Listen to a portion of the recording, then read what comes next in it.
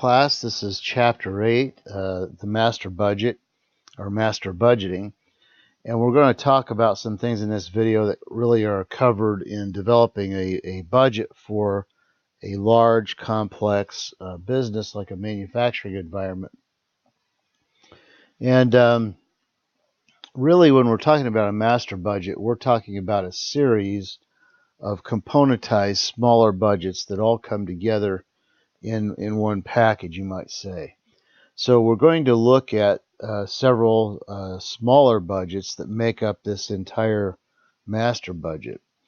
So first of all, what is a budget? Well, you probably have used these words thinking about your own personal finances, but a budget really is a plan for how you're going to earn your money and how you're going to spend it if you're an individual. If you're a business, there's not a lot different about that. You're going to plan out how you earn your money, but one of the things, if you're involved in any kind of manufacturing, is you're going to need to break that budget down into smaller components that'll include things like direct materials, direct labor, manufacturing overhead. And so in this chapter, we're going to look at what those component budgets really look like.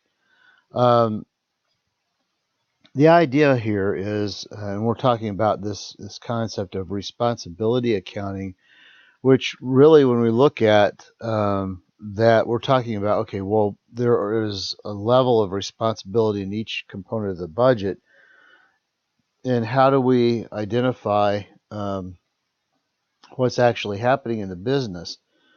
We have a manager, for example, in a particular area who may be managing the direct materials, and there may be variances of over or under budgeting in that area. When we say responsibility accounting, we're basically saying, okay, if we're going to deal with how we order and how we use direct materials, we're going to have a direct materials budget to hold that particular area accountable for what they do.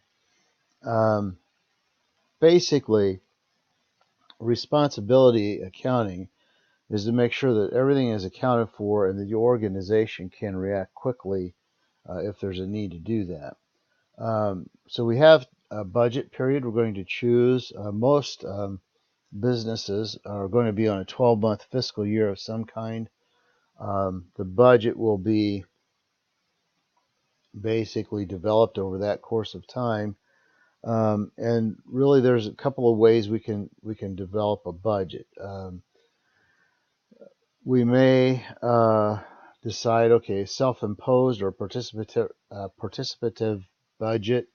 I can't say that word very well. But when we say self-imposed or participative, what we're talking about is individual departments have input into what their budgets are going to be, and there's some essentially input at each level of the business as to what that budget's going to be. Certainly there are limits, but a manager may or may not have as much input in other budgeting processes. But if we're talking about a self-imposed budget, what we're talking about is the managers actually having a role in budgeting their departments. So an overview of the master budget is shown in Exhibit 8.1, and I handed this out in class. But this diagram is really good because it shows you kind of a flow, a workflow, if you will, of what budgets need to be put together and how.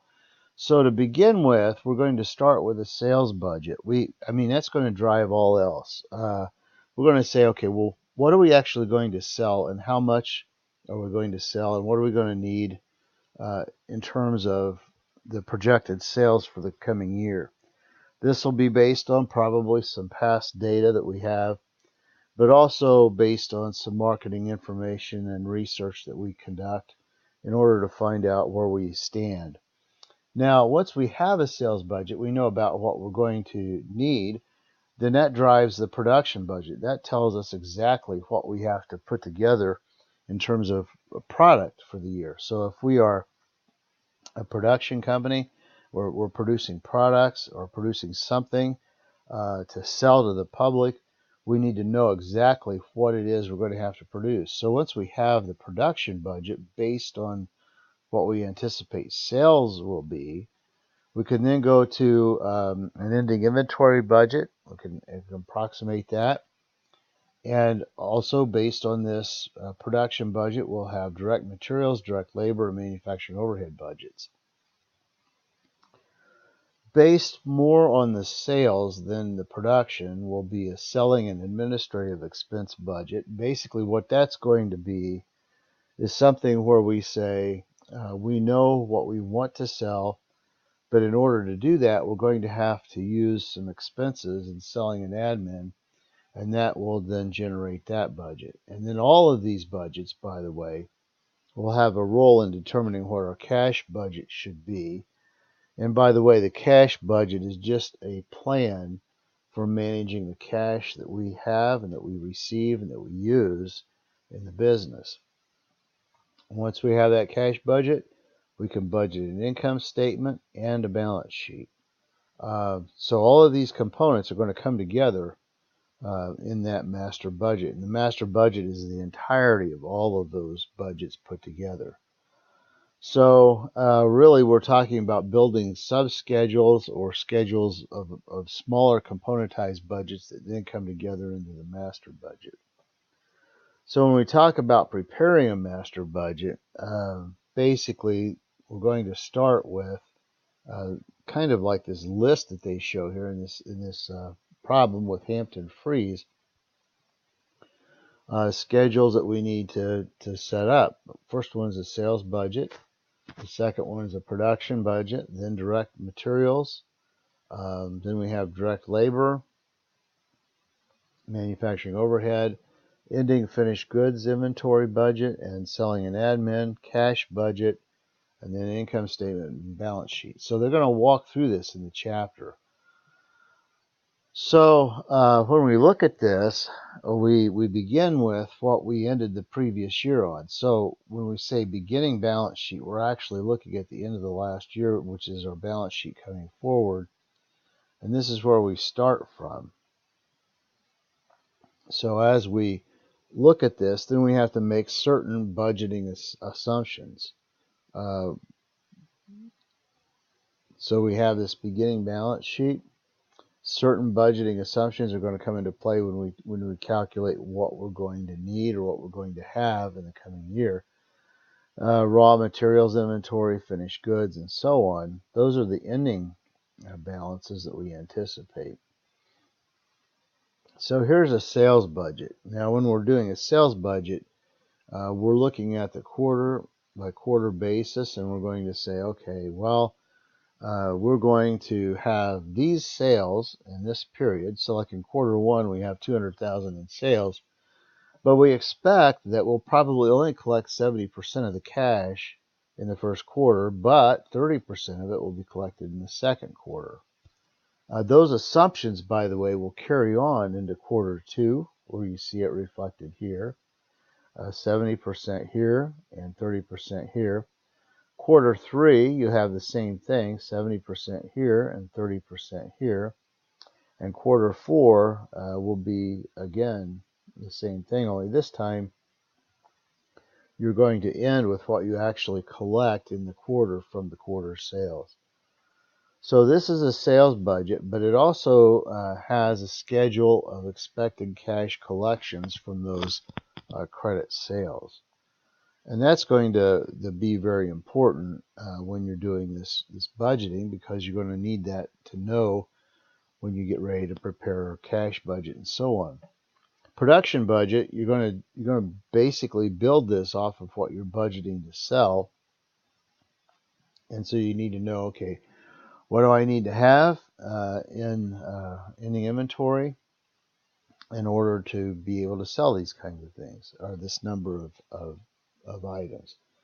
So as you go through, you're going to calculate what the needs are. So here's a calculation for a production budget. So they're going to say, well, we have budgeted sales, unit sales schedule from the first schedule. You have 10,000, and that's the sales budget right here. See, you have the budgeted unit in sales right here in the first quarter, second quarter. When we go down into the production budget, we're going to show that right here. Then we're going to add the desired ending units that we want in the units we want in ending finished goods to identify what our total needs for manufacturing are in that month. And then we're going to deduct out the beginning finished goods to come up with what we need to produce in that given month. So this budget is going to be based on that. So we're going to calculate that for each of the quarters, or not months, quarters. So the first quarter, we're going to have a budget unit sales of 10,000 units, and we expect that we'll have an ending finished goods inventory of 6,000 units, so that our total need for that month is 16,000 units. Then we're going to deduct out what we already have in beginning finished goods to come up with what we need to make in that month. You'll see, or in that quarter. So you'll see 14,000, 32, 36, 19, and so on.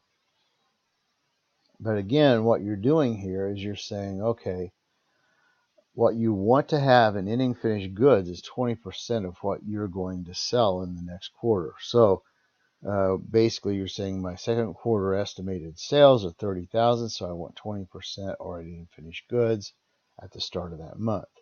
Same thing, or that quarter. And same thing in quarter 3, and the same thing in quarter 4. So basically, you're going to build that assumption or that calculation off of those assumptions. And then when you get down here to the next quarter, so at quarter 1, this is the ending finished goods, but also in quarter 2, it's going to be beginning finished goods. So you see how that works. You're going to bring that over here, this over here.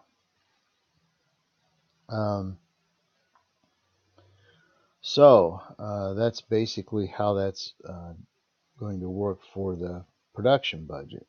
When we get into the direct materials budget, we're going to look at something kind of similar, because we're going to start with what we need in production.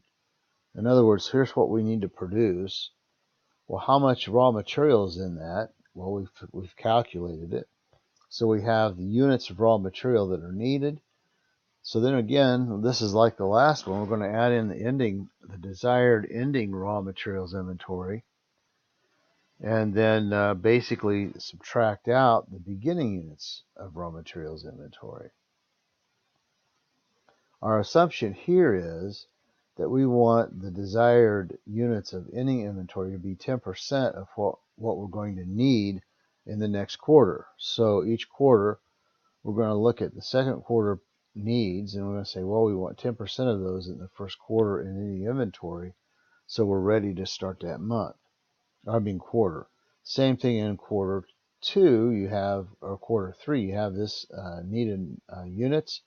You want to have 10% of those already in finished goods when you start the month. So that's kind of how they're going to do this. That's how they're going to plan this. Now, when it gets down to here, we're talking about the cost of raw materials that we need to purchase. So again, we have the units of raw material that we need to buy times the cost, and we have the cost of raw materials we need to purchase.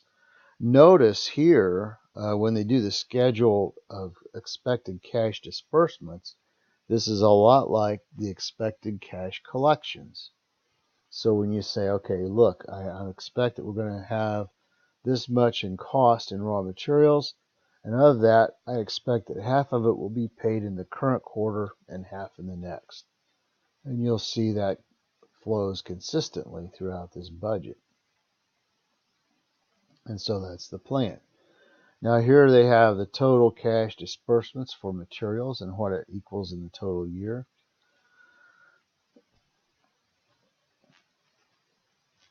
When we get to the direct labor budget, we're going to be looking at something similar to that, only we're looking at the labor required for each of these individuals. Now we don't have an ending inventory to worry about with the direct labor budget, but what we do need, or what we do have, is the units we need to produce, how many direct labor hours per case there is. So this is in cases. Direct labor hours per case. We come up with total direct labor hours needed, and then we calculate the cost based on per hour cost that we've calculated or we've identified. This is probably the most straightforward of these budgets because you're just going to calculate the cost in each of the 4 quarters. All right. Then we get to the manufacturing overhead budget, and again here we're looking at whatever the cost driver is that we're looking at for our manufacturing overhead. So here we have direct labor hours, and we're going to use those. This is from Schedule 4, which is actually the direct labor budget up here that we had. See the 5,600 hours and so on? That's the direct labor budget. We're going to bring that forward, and then we're going to have whatever our predetermined overhead rate is that we've calculated, our variable manufacturing overhead rate. So we have the variable rate, we're going to apply that, we're going to have whatever manufacturing overhead we have for variable costs, and then add in the fixed, calculated total manufacturing overhead. We're going to take out depreciation out of that, and then we'll have, once we do that, we'll have calculated the cash disbursements we're going to need for manufacturing overhead. See, we're not really paying any cash out for depreciation, even though it's an overhead cost. But what we're looking for here is what kind of cash outlays are we going to need for manufacturing overhead. And so that's what they're calculating here by adding up the variable overhead cost, the fixed overhead cost, and then deducting out the depreciation cost.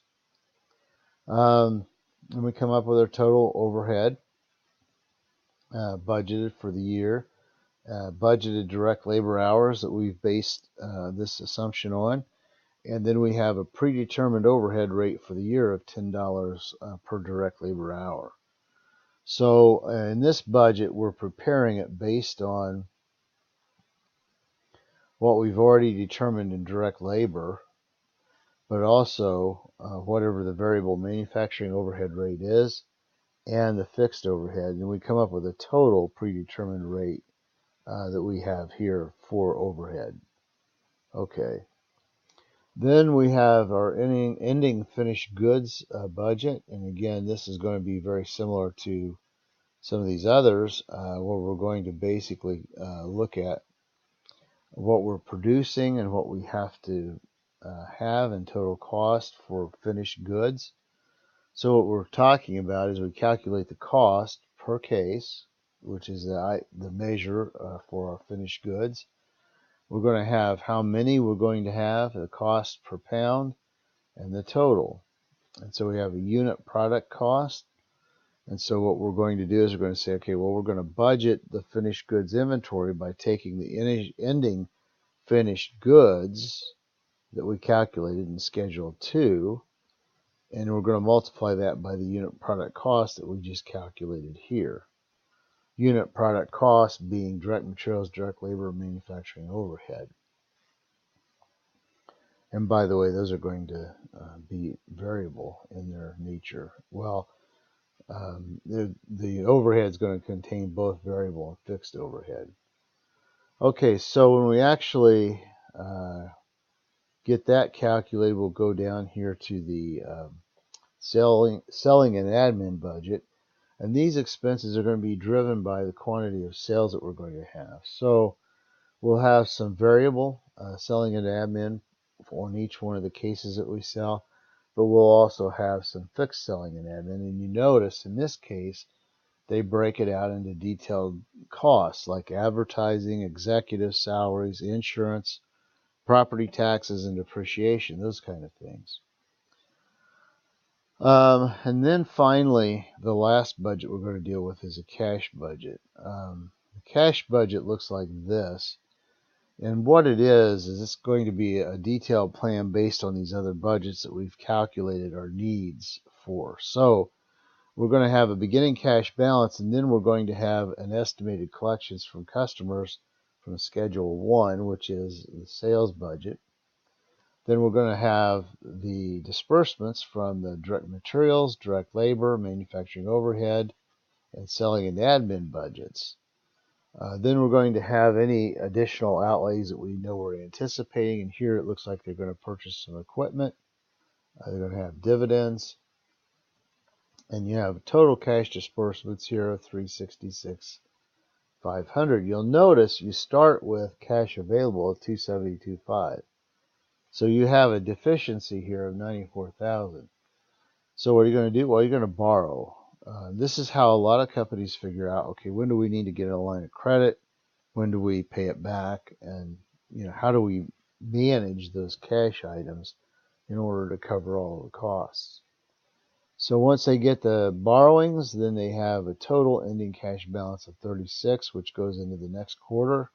And again, you're going to do those calculations again. You're going to pull the numbers from the supporting schedules. Schedule 1 for the for basically the sales budget. 3 is direct materials. 4 direct labor. 5 is selling and admin. And then finally number 7, 7 is selling and admin. 5 is manufacturing overhead. My apologies. I was moving a little too fast in that. But anyway, as you can see, this is going to be a lot like the other schedules in that we're going to do the same thing in quarter 2 and quarter 3, and we're just going to carry these numbers forward. So you'll see in quarter 2 we have a similar situation where we have more cash outlays than we have cash, and so we have a deficiency here that's supplemented by this borrowing. All right. And then as things go on through the year, you'll see the way that we deal with when we begin to pay it back. So, for example, here in fourth quarter, they have more cash than they have the needs for. So now they can go back and repay this $200,000 in cash borrowings they had at the beginning of the year. They'll also pay the interest on that as well. So this is the cash budget. It's an important budget, and I think it's going to be one that we'll take a look at closer. We'll look at all of these more closely. But anyway, so when you get to the budgeted income statement, you're basing that on these other schedules as well. So you're basing it on the sales schedule, on the cost of goods sold, where you're actually purchasing these items and actually manufacturing them, where you have selling and admin expenses, and then interest expense. Schedule 6, by the way, is going to be up here, where we're talking about ending finished goods budget. So we're going to look at basically the totality of the costs that are involved in creating finished goods. So that's the budgeted income statement. Once we have a budgeted income statement, then we can actually calculate a budgeted balance sheet based on what we already have assumed. And again, this is a budgeted item, so it's a projection. So that's a quick overview of master budgeting and looking at all these smaller component budgets and bringing them together in one integrated large budget for the entire company. Anyway, I look forward to seeing you guys in class again, and we'll talk more about master budgeting next time.